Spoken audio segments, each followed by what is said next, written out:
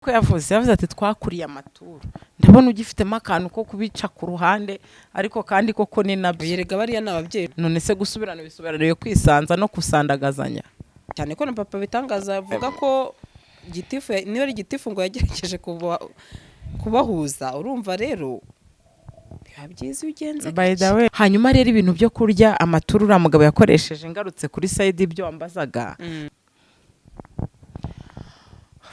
ariko ubundi umugore utagenera umuruho ni uwuhe mbere yuko nsubiza kino kiganiro nubwo atari bose wenda we ntiwarushye ariko utawugenewe ni uwuhe umugore ejo bundi namubonanye n'umugabo we bari ahantu bari guhinga sinzi ikinyamakuru cya cyabasi bakundanye nabonaga iri ari kapo y'umwaka none se Sandra Sando nimba umuntu mwabyanye avuga ngo yakuriye amato none se ubwo niyo aravuga ngo Yesu Mesiya ubwo so mutabyanye azakuva ko yakuriye iki yakuriye iki ubwo nama mituyo ubwo mutabyanye azabyita mituyo hari ikindi kiganiro nabonye ari kurira bamwe bavuga ngo ni pranka abandi baravuga ngo nibyo abandi ngo sibyo hari message umuntu yamuhaye yo hasi ngiye nkunda kwisomera tu message ngo ayo marira mbere yuko uyereka abantu ugenda uyereka Imana niba wise umugabo ngo nimbwa I'm sorry ndakoresha ikinyarwanda uko cyakoreshejwe tekereza inyuma y'iyo nyakabwana ihura n'iki ikabwagura iki cyangwa ikabyara iki kuki tudakoresha imvugo dutekereza ko ngereka nkubwira ubundi ntabwo ikibazo ndeba uyu munsi ari ibintu tuba turi kuvuga none mba ndeba abana twabyaye bana mu nkunda n'abantu mu nkurikira bana nkunda nanjye mvugana namwe muzanyumve munyumve neza sishaka kuvuga ikintu ntuma umwana wanjye azatekerezaho ejo hazaza ngazica avuga ati no uyu ni mama ni umudayimoni ni umukonikoni waba amuvugiyemo ni iki cyamuvugiyemo yego mbere yo kuvuga ko umuntu ari nyakabwana yarakurayeho yarakubyaje none utwita iki ubwo uzabyara iki ari nayo mpamvu nkunda gushishikariza abantu ngo mureke mu byo tuvuga tugerageze kwibuka ko dufite imiryango nubwo uyu munsi abana batarakura bazakura ibi biganiro ntabwo bizasibama bazakubitaho papa bitangaza hazemo amaturo hajemo nyakabwana bishorerana can imagine ntabwo bikwiye reka mvuga kano kantu Pastor Claude ni umuntu nubaha nk'umuntu wanjye ni inshuti ni umubyeyi ni umupapa nubaha nabonye ari umuntu uri direct kuri papa bitangaza agerageze kumubwira amagambo akwiye gukoresha muri social media nadakwiye gukoresha mu gihe cy'intambara ako ubundi rero abarakore mbamona mwaranane akosha ibirundi bintu bamwigira nibiki nyahaye mbamona mwaranibagiwe nayo mazu mwaryanye nubwo bucucu n'uburofa nibyo byo kujya kuregana kuko ibyo mwakabaye mugororerwa no kujyana abantu b'Imana mu ijuru none mwijyanye kuri RIB Imana bamugisha ndagiye Sandrine bagiye muri RIB kandi bagombaga kujyana abantu b'Imana mu ijuru ni papa bitangaza na mama bitangaza ariko wase nkasoza ikiganiro Bibiliya avuga uretse gato Bibiliya avuga ngo ndaza vuba nzanye ngororana ngororero umuntu wese bikwiranye n'ibyo yakoze papa bitanga ubundi ijuru umuvuga ni irya Kamonyi ijuru umuvuga ni irya Nyamirambo ijuru umuvuga ni irya Gasogi ubundi ijuru umubwira abanyarwanda ni ijuru rigana Gasaro TV.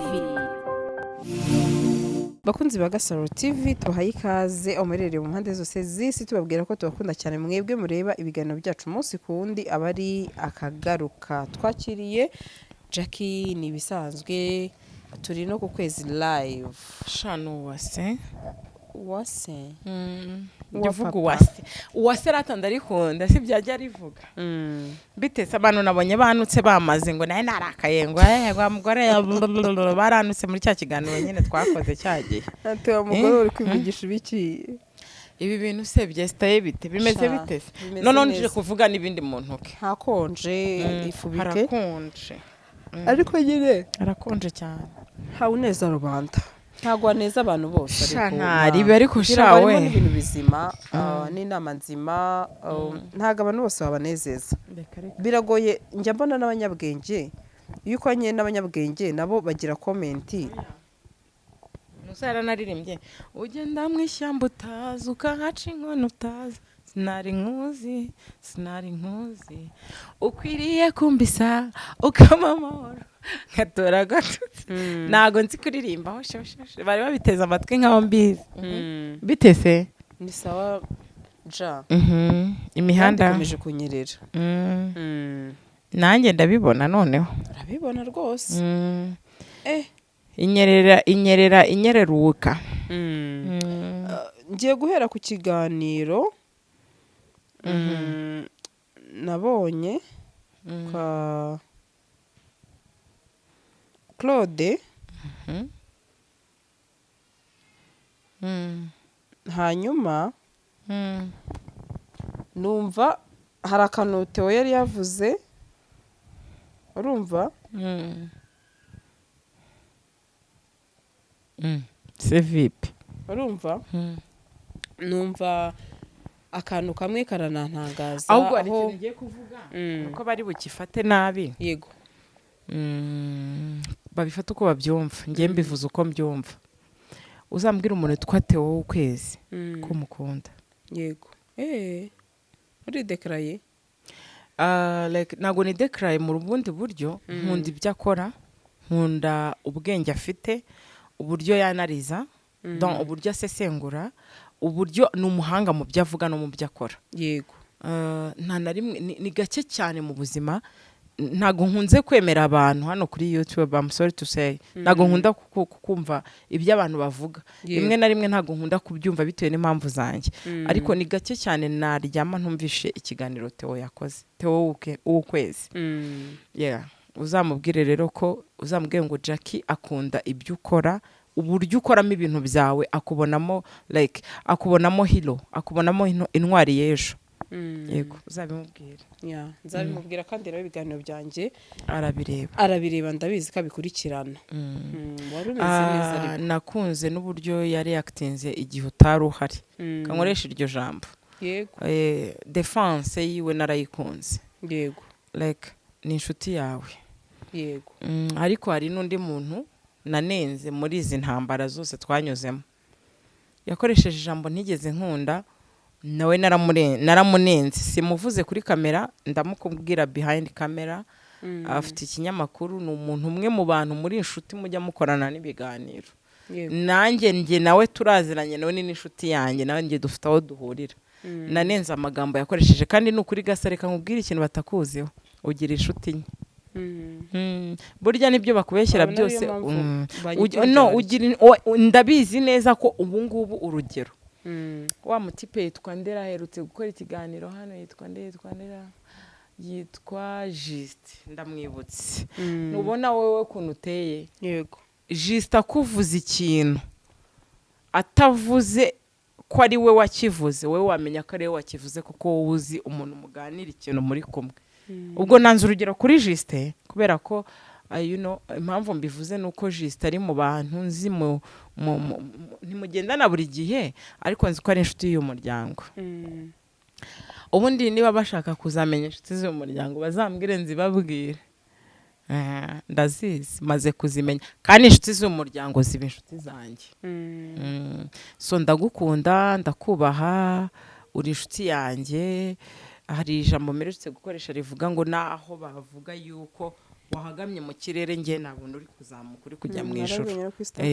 yes bitewe ni ikimpamvu narivuze niyo mpamvu uzajya ukora ibiganiro wanavugisha ukuri bakavuga yuko ari ubwo bushuti nyine none se ko n'abandi mvuga ukuri kwabo ntanabazi nshingiye kuri trend zizatambutse nkafata amakuru nkayakusanya then nkahagarara mu ruhande rw'umuntu ntamuzi data nawe udukurikiye umunsi wagize intambara nzaguhagarara mu ruhande rwawe nisanga urengana yego kandi ikindi cyiza cyanjye sinjya mu bintu by'abantu ngo mbyivange mu njya ku mpande zombi numva nk'umuntu nanariza nk'umuntu hari ikiganiro wari ugiye kumbwira rero ngo warebyeho gatoya nicyo navugaga aho Theo yavuze ko uwitwa Papa Bitangaza ngira ngo uramuzi ati yamugezeho yagasomye ariko Papa Bitangaza umva ko biramurakaje mu kiganiro yasubije Pastor Claude avuga ati uyu munyamakuru nyine ubona ko yabyakiriye nabi cyane kuba Theo yaravuze ako kantu mu kiganiro ari kumwe na Pizzo none se papa bitangaza bavuze ko yagasomye arababara yarabivuze none se ntanywa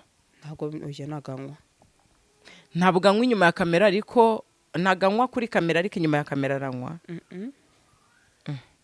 naganywa inzoga papa bitangaza ubwo rero abasangira nawe baramusebye kuko jyewe urabizi ko ngendana n'abanyamihanda nta n'umunyabihanda n'umwe twari twicarana utazi uko asoma ntabwo mbizi mperutse no kubona ikiganiro yakoze umuntu arabiscreeninga ngo yarimo anywa baravuga ngo yanyweye panashi kandi byari ngo byari byere ahantu yasangiye na Claude brochette hariho ntuza hariho ikintu cyo kunywa hasi kuki abantu bakana ko banywa kandi kunywa atari kuri yari umukozi w'Imana ntabwo ari ibintu bya danje rega ni umukozi w'Imana ku izina wenda hano mu isi nta n'uwamenya ariko se n'imbere y'Imana ayushwa nawe arabizi niwe rega reka nkubwire mbere yuko dutekereza ko abantu bagomba kutubona uko kuntu abantu dushaka ko batubona niko Imana itubona ubundi gutegeka ko njya kunywa fanta mbizi neza ko ndi hamwe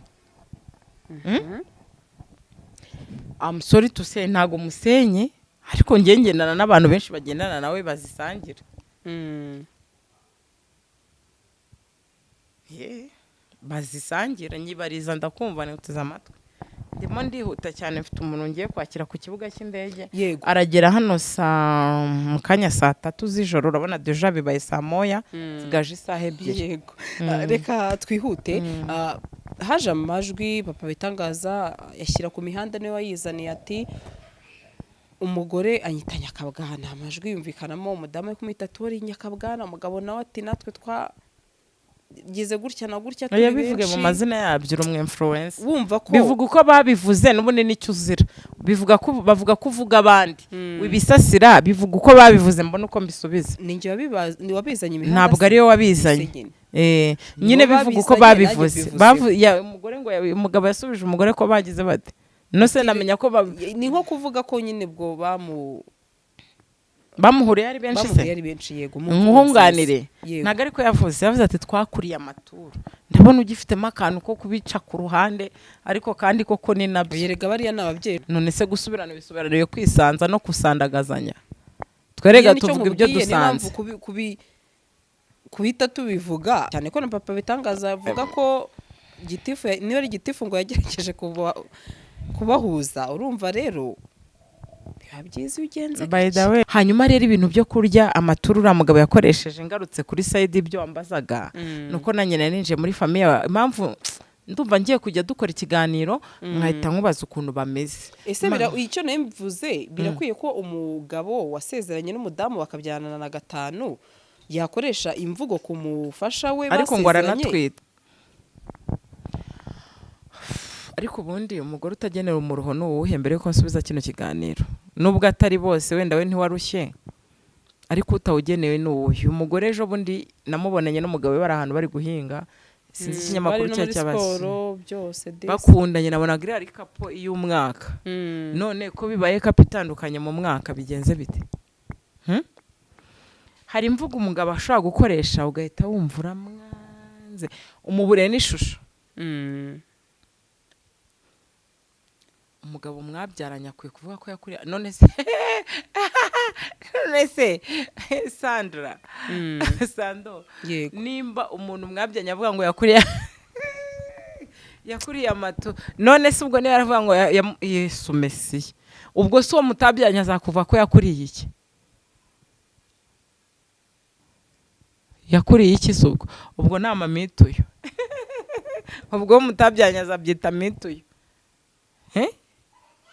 nk'izina rya uzi yuko hari igihe umugabo avuga ikintu ukicara ukavuga ati what none se kankubaze wowe uzi bari abantu urabazi se cyangwa ntabwo ari abashuti bawe nawe n'umunara yenda bazi twanakoranye n'ibiganiro rwose ubona ariko nziza none kambibaze wowe wubatse ngewe narasakambuye ubu umugabo w'umuntu avuga ko umugabo amurya intuzi zo nyine zo biteye ubwoba hari ikindi kiganiro nabonye ari kurira bamwe bavuga ngo ni pranka abandi baravuga ngo nibyo abandi ngo sibyo hari message umuntu yamuhaye yo hasi ngiye nkunda kwisomera tu message ngo ayo marira mbere yuko uyereka abantu ugenda uyereka Imana mu by'ukuri ntabwo uwo muntu yamubeshye. Natwe tujya turira n'ibyo no mu biganiro dukora tujya tubabara tugira emotions nk'abantu, ariko ntabwo twakabaye ubundi umuntu uko atigeze yubakira urugo kuri social media kuki yarusakamburira kuri social media. Wakwibaza ngo ubundi kuki urwubaka utarwubakiye kuri social media warusenya ukaza kubivuga. Gusenya no kubaka n'ibintu bibiri bitandukanye. Ariko wasanga ari muri ruhura umutima. Uriya mugabo afite ibikomere nk'ibyo muri ruhura umutima. Ahubwo banyamakuru namwe rero hari igihe rimwe na rimwe mba numva hari ibyo nkwiye kubabwira. Sando Karame, ko nawe uri umunyamakuru kandi uri mu bantu bakora ibintu nemera, nanjye numva nkuba nk'inshuti yanjye, iriya nama wamugiriye ni iyihe nyuma yo kurya amaturu umugore yashatse? rero inama nagiriye umugabo njyewe namubwiye ko bitari bikwiye ko baza nyine kushwana bakabituzanira ku mihanda. Yego, ariko burya umuntu akubwira ati byari bimaze kurenga igipimo kwihangana byanze, byakira utyo nyine. Hari ikintu papa bitangaza nshaka kumubwira muri iki kiganiro. Ntago namusenye, nta nubwo nabona umwanya no kumwubaka. Birashoboka ko bitabaho ko mwubaka kuko nawe atamfitiye umwanya, ariko reka mbwira abadukurikira n'abatureba n'abamureba, hari imvugo umuntu adakoresha ku mugabo cyangwa ku mugore. Ntago umugabo washatse umwita none se nyakabwana. Niba wise umugabo ngo nimbwa, I'm sorry, ndakoresha ikinyarwanda uko cyakoreshejwe. Tekereza inyuma y'iyo nyakabwana ihura n'iki, ikabwagura iki cyangwa ikabyara iki? Kuki tudakoresha imvugo dutekereza ko ngereka nkubwira ubundi ntabwo ikibazo ndeba uyu munsi ari ibintu tuba turi kuvuga none. Mba ndeba abana twabyaye, bana mu nkunda n'abantu mu nkurikira, bana nkunda nanjye mvugana namwe, muzanyumve munyumve neza. Sishobora kuvuga ikintu ntuma umwana wanjye azatekerezaho ejo hazaza ngo azica avuga ati no, uyu ni mama, ni umudayimoni, ni umukonikoni waba amuvugiyemo, ni iki cyamuvugiyemo. Yego, mbere yo kuvuga ko umuntu ari nyakabwana yarakurayeho yarakubyaje, none utwita iki ubwo? Uzabyara iki? Twakubashya abagabo twashatse n'abagabo twatandukanye nabo n'abadutaye n'abari kudutesha umutwe. Uziko mu kanwa kanye nashaka guhangara kuvuga ngo umugabo ni nyakabwana kwacu na Yesu. Sha mugira amagambo menshi mw'abantu mwe mudukurikira, mwandika ibintu byinshi, murananzi naho mvuka murahazi, naho nashatse murahazi, muze mubyandike muri comment. Niba muri pase yanjye hari umuntu nanitimbwa, meme n'umu ex wanjye ngo nyakabwana, hari amagambo udashaka kuvuga. Oya reka mbabwire, wenda papa bitangaza ibyo yakoze ntabwo tuze kubishima, ariko urugo n'urw'abantu babiri. Uranyumva neza Sando? Urugo n'urw'abantu bangahe? Babiri. Ibintu abantu bapfa bitandukana n'ibyo tuzi, ibintu abantu batangaza bitandukana n'ibyo tubona. Reka twemere ko ari ibintu byabo banaziranye, nk'uko abantu bavuga ati bano abantu ibintu barimo barabizi babiziranyeho. Ariko twabimenya tutabimenya, niba ari n'agakino mwagateguye macuri ko mutumye tubavugaho kandi bitari ngombwa. Dore ibi ngibi bituma batwifatira bakadufata ijambo bakavuga ngo tuvuga ku bandi, natwe reka bajya batuvuga. Nose nk'ubu ko tubavuzeho ntabwo aribo bizanye, sibyo? Si ibintu bizaniye. icyo ni ikibazo. Reka nkubwire akantu gateye isoni muri ibi bintu. Umugabo wagushatse se ubundi abara inshuro mwaryamanye gute? icyo ni ikibazo rwose. Iyo uvuze ngo namuriye amaturu bivuge ko ni ibintu wabaze. Narayamuriye 1 2 3 4 wayariye kangahe n'abana 5 byene nda 6 usize. Amaturu tuzi ko ari ibintu bibarika. Iro ni n'imvugo y'inyandagazi y'inzererezi z'abana bato nabo z'imihanda nazo zananiranye zidashaka guhanwa. Nibaza ko iryo ari ijambo rikoreshwa n'abantu bari indiscipline, babandi nabo ntaza baribo. Imana imbabare kurisubiramo. Amusori bana banje nabyaye ndi mu kazi hano, ariko ndi gusubiramo ibyo abandi bavuze sinjye ubivuze. Yes, kuko nyemaze kugira abana bakuru bakurikirana YouTube. Bananagukunda by the way, umukobwa wanjye aragukunda n'umuhungu wanjye aragukunda. My first born yarambwiye ngo I love her. Thank you. Ahita nansaba ko arambwira ngo mami ngo ndakwinginze muri vacances tuzagiye. Dufitanye gahunda se muri kiruhuko. Yego bazaza. Abana banjye baragukunda pe, bamaze gukura, bafite amatelefone bose. Bafite amatelefone, bafite ama laptop, ibi bintu mvuga barabibona. Ari nayo mpamvu nkunda gushishikariza abantu ngo mureke mu byo tuvuga tugerageze kwibuka ko dufite imiryango, nubwo uyu munsi abana batarakura bazakura. Ibi biganiro ntabwo bizasibama. Bazakubitaho papa bitangaza, hazemo amaturu, hazemo nyakabwana bishorerana. Can you imagine? Ntabwo bikwiye. Reka mvuga kano kantu Pastor Claude ni umuntu nubaha nk'umuntu wanjye, ni inshuti, ni umubyeyi, ni umupapa nubaha. Nabonye ari umuntu uri direct kuri papa bitangaza. Agerageze kumubwira amagambo akwiye gukoresha muri social media nadakwiye gukoresha mu gihe cy'intambara. Ako ubundi rero abarakore mbamona mwaranane, ako sha ibirundi bintu bamwigiye n'ibiki nyahaye mbamona mwaranibagiwe. Hari abantu bakunda kwandika ngo Jack ubundi yatangiye kurakara hano ku gasara niko bakunda kwandika. Ngo yutangiye ngo Jack ngo nkundi utangiye vanga ariko sha ibintu bamwigira n'ibiki. Nanjye rero ndabigarutsemo. Ibintu bamwigiye n'ibiki.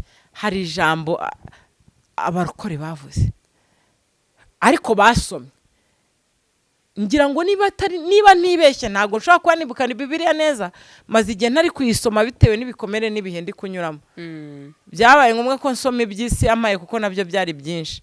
Narebye gufatanya igitabo cy'ijambo ry'Imana no kugifatanya amasomo y'isi, mbona ntago birimo umutwe numvaga ujye bastinga utari kubifata neza. Yego. Ariko iyo jambo rishobora kuba riboneka mu gitabo cy'umubwiriza. Ngo hari igihe cyo kurira, hakaba igihe cyo gusarura. Nyine ntekereza ko buri gihe n'igihe cyacyo. Abantu badukurikiranye bazi ibintu bya Bibiliya baze kumfasha banyibutse neba iryo jambo koko ribahe mu mubwiriza. Kandi mbabwire, hari irindi jambo riba muri Bibiliya nkunda, kuba mvuze amagambo suko naguye, iby'isi irimo inyigisha no gusoma Bibiliya muri iyi minsi biri kumfasha kuba ndetse kubifatanya, kuko nshaka guhita noragura amashashi nkamera nk'abandi bose. Nabaye ndetse rero nkurikije iby'isi iri kunyigisha n'iby'Imana irimo kuntoza, biransaba kubanza gufata kimwe nkafata ikindi nyuma. Ko nago nshaka gushyiramo iby'isi mu mutwe iri kunyigisha, inyigishe kurera, inyigishe gustragoringa, inyigishe gushaka ibirayi, inyigishe uburyo ngomba kurera abana, inyigishe uburyo ngomba kubaganiriza, inyigishe uburyo ngomba kuvuga kuri social media, nindaza ngo nongeye mu na Bibiliya. Cyakora cyo ndacyasenga mu gitondo na nijoro. Ariko nabaye ndetse gufata igitabo cy'itangiriro n'ibyahishuwe ngo nyivangemo n'igitabo cya YouTube. Numvise bitari guhura. Ntago nyambeshya abantu, nabaye ndetse ngo mfate bimwe ngerekemo ibindi. Ariko nzi kirazira na kiraziririzwa. Ariko hari ijambo nanone nkunda riba muri Bibiliya rivuga ngo intama zose zazaca munsi y'ukuboko kwa nyirazo agira gute azibara. Iryo jambo riba muri Bibiliya. Abantu badukurikiranye bambwirire mama bitangaza na papa bitangaza ko amagambo barimo barakoresha babwira abantu bari barabakurikiye nk'abantu baganisha abantu mu gihugu cyo mu ijuru. Amagambo yose murimo murakoresha ari guca munsi y'ukuboko kwa nyirazo ayabara. Jambo nivugiye nk'umugenzi. Hari irindi jambo riba muri Bibiliya sindi kubwiriza rivuga ngo hahirwa umuntu wihanganira ibimugerageza, ngo kuko namara kwemerwa azambikwa ikamba ry'iki ry'ubugingo. Ese mama bitanga ibikugerageza ikamba riboneye kuri YouTube? Papa bitanga ibikugerageza umugore amaturu urayariye ikamba uraribonye? Mama bitanga uyise umugabo nyakabwana ikamba urarihawe? Mujye mureka tuganire. Aba bantu baba bafite ukuntu babaryarya ntibahure n'abantu bababwiza ukuri. Ngewe ndababwiza ukuri jya kinkomeze, ntacyo ndicyo nshishijwe munsi y'ibirenge byanyu nk'umwana muto cyane. Apana mu mavuta yanyu ntayo nzi, ahubwo ku myaka yanyu muranduta, niyo nubashye nk'ababyeyi.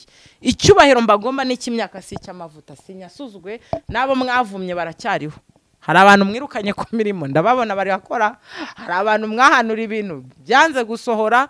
Ntabwo rero ayo mavuta ndi buvuge ngo ndayubashye. Cyakora cyo nuza no ku kiganiro ukazavuga ngo Jackie namuvumye bigahurana n'umunsi w'uko ngomba gucomoka nzahita ncaho. Ariko ntabwo ari wowe uzaba wabihanuye. So ubwo rero reka nkore ku bintu tubikomeza.